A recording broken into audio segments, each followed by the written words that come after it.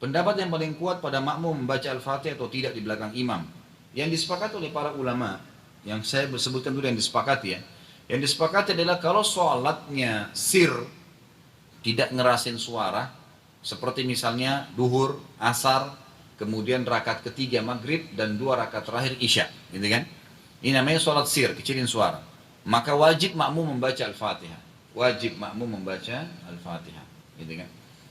Kecuali dalam keadaan ini khilaf ulama, bagaimana kalau dia baru membaca Ar-Rahmanir Rahim, Maliki Yaumiddin, imamnya Allahu Akbar ruku. Apa yang dia harus lakukan? Jumhur ulama mengatakan ikuti imam. Karena dia sudah beristihad, dia sudah baca, gitu kan? Tapi tidak selesai, sama dengan orang masbuk, baru Allahu Akbar, imamnya kita baru baca 2 Al-Fatihah sudah ruku.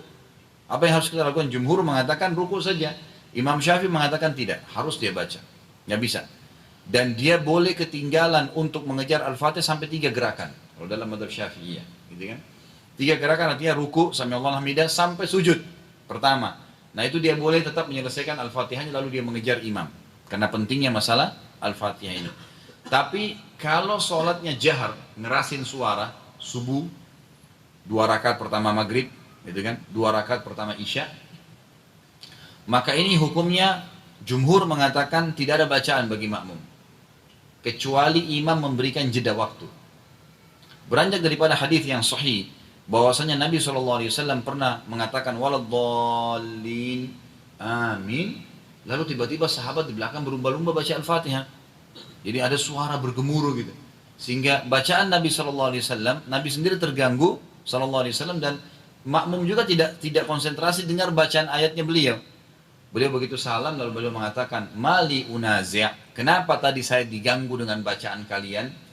Kata perawi hadisnya, kalau saya tidak salah Abdullah bin Umar radhiyallahu anhu berkata, "Mulai semenjak itu saya tidak pernah lagi membaca Al-Fatihah di belakang Nabi SAW kalau sholatnya jahar, kalau sholatnya ngerasin suara gitu."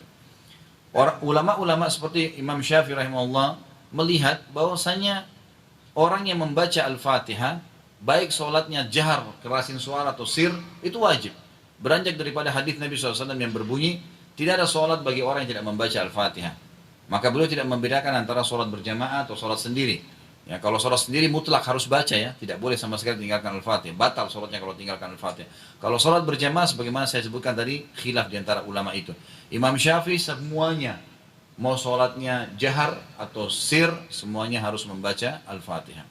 Allah alam, kalau kita simpulkan, kalau saya simpulkan dari pendapat-pendapat ulama ini, saya melihat kalau seandainya imamnya membaca Al-Fatihah dengan suara keras, jelas, ya, kita dengar ya, kita dengar. Seperti sekarang ada mic.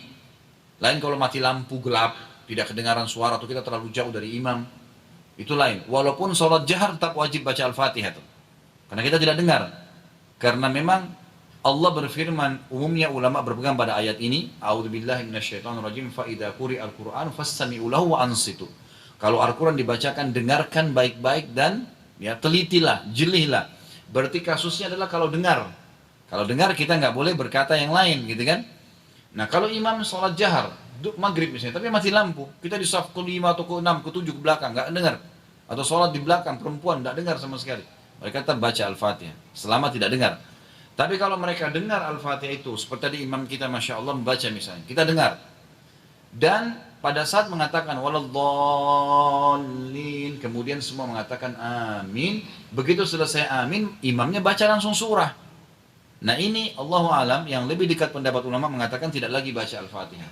Kembali kepada hadis, ya, bacaan imam adalah bacaan makmum. Itu sudah ada hadis yang menjelaskan masalah itu.